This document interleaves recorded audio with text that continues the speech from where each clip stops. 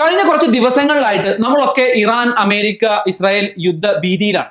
ചില ആളുകൾ, ചുരുക്കം ചില ആളുകൾ ഒരു വീഡിയോ ഗെയിം ഒക്കെ കാണുന്ന ലാഘവത്തോട് കൂടിയിട്ട് എത്ര പേര് കൊല്ലപ്പെട്ടു, എവിടെയൊക്കെ ബോംബിട്ടു എന്നുള്ളത് നോക്കുമ്പോൾ ബഹുഭൂരിഭാഗം പേരും, പ്രത്യേകിച്ച് നമ്മളുമായി ബന്ധപ്പെട്ട കുറെ ആളുകൾ ഗൾഫ് മേഖലയിൽ ജോലിയും മറ്റുമായിട്ടുള്ളത് കൊണ്ട് തന്നെ ഒരു ഭീതിയിലാണ്. അതായത് എന്തൊക്കെയോ സംഭവിക്കാൻ പോകുന്നു, നാളെ ഇതൊരു വേൾഡ് വാർ 3 പോകുന്നു, അപ്പോ നമ്മളുടെ ജീവിതം തന്നെ മൊത്തത്തിൽ താറുമാറാകും, നമ്മളെ ബന്ധപ്പെട്ടവർ അവിടെ ഉള്ള ഗൾഫിലൊക്കെ ഉള്ള ആളുകൾ ഭയങ്കരമായിട്ട് ബുദ്ധിമുട്ടും. അപ്പോൾ നമ്മൾ ഇതുമായി ബന്ധപ്പെട്ട് 24 മണിക്കൂർ എന്ന് പറഞ്ഞ പോലെ ഇപ്പോൾ സോഷ്യൽ മീഡിയയിലാണ്, ഇൻസ്റ്റാഗ്രാമിലും ഫേസ്ബുക്കിലും ഒക്കെ നമ്മൾ കാണുന്ന റീലുകളൊക്കെ നമ്മുടെ താല്പര്യത്തിനനുസരിച്ചിട്ടാണ്, നമ്മൾ ഏത് സൈഡിലേക്കാണ് നമ്മൾ നിൽക്കുന്നത്, അപ്പൊ അതിനനുസരിച്ചുള്ള ഫീഡുകളാണ് നമ്മൾ വരുന്നത്. പിന്നെ ഒരുപാട് കോൺസ്പൈറസി തിയറികൾ നമ്മൾ കേൾക്കുന്നു. ഇതിന്റെ ഒക്കെ ഒരു പ്രശ്നം എന്താണെന്ന് വെച്ചാൽ നമ്മൾ മൊത്തത്തിൽ ഭയങ്കരമായിട്ട് നെഗറ്റീവ് ആയിട്ട് പോകുന്നു.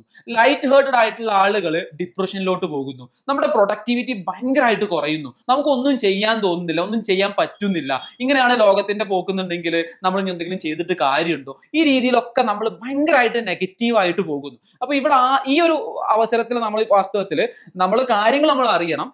അതിന്റെ അപ്പുറത്തേക്ക് ഈ ഒരു നെഗറ്റിവിറ്റി സ്പ്രെഡ് ചെയ്യാതിരിക്കുക എന്നുള്ളതാണ് വളരെ ഇമ്പോർട്ടന്റ് ആയിട്ടുള്ള കാര്യം. കാരണം യുദ്ധം പെട്ടെന്നൊക്കെ അവസാനിക്കുകയാണെങ്കിൽ നമ്മൾ വിചാരിച്ച രീതിയിലുള്ള പ്രശ്നങ്ങളൊന്നും ഉണ്ടാവില്ല. ഈവൻ യുദ്ധം നീണ്ടുപോയാൽ പോലും ചിലപ്പോൾ അത്തരത്തിലുള്ള പ്രശ്നങ്ങൾ ഉണ്ടാവാനുള്ള സാധ്യതകൾ കുറവാണ്. എന്നാൽ അതേസമയം, അതായത് നമ്മളിപ്പോൾ വളരെ പോസിറ്റീവ് ആയിട്ട് കാര്യങ്ങൾ, നമ്മൾ ചെയ്യുന്ന കാര്യങ്ങളുമായിട്ട് മുന്നോട്ട് പോവുക, നമ്മൾ ബന്ധപ്പെട്ടവരൊക്കെ സേഫ് അല്ലേ എന്ന് ഉറപ്പുവരുത്തുക, കാര്യങ്ങളെ കുറിച്ചിട്ട് ഒരു വ്യക്തമായിട്ടുള്ള ബോധ്യം ഉണ്ടാക്കുക. ഇതാണ് നമ്മൾ ഷോർട്ട് ടേമിൽ ചെയ്യേണ്ടത്.